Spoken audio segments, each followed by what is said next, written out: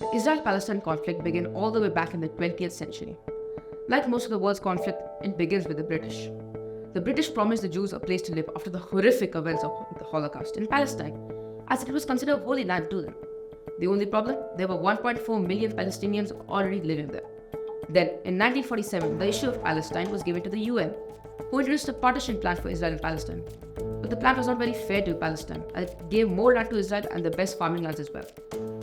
Due to Palestinian leaders not accepting the plan, a war erupted, and Israel won and took over a big chunk of land, about 78% of Palestine. In 1967, there was another big war, and this time Israel won again. They got even more land, including the rest of Palestine and some land from Egypt. In 1987, there was some protests in the West Bank where the Arab Palestinians lived, or the killing of some civilians.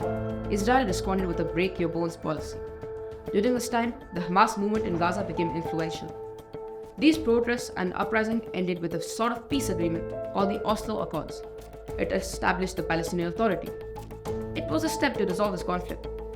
There were some more attempts to make peace, but none of them led to a lasting peace deal. In between 2000 and 2005, there were more protests and it ended with Israeli withdrawal from the Gaza Strip.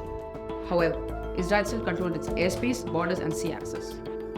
In 2006, Hamas won majority of seats in the Palestinian legislative elections.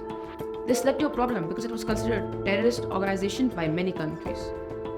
In 2007, the Hamas and Fatah, the political party of the Palestinian Authority, split. It caused Hamas to control the Gaza Strip and Fatah to control the West Bank. This made it harder to have peace talks and find a unified way to make negotiations.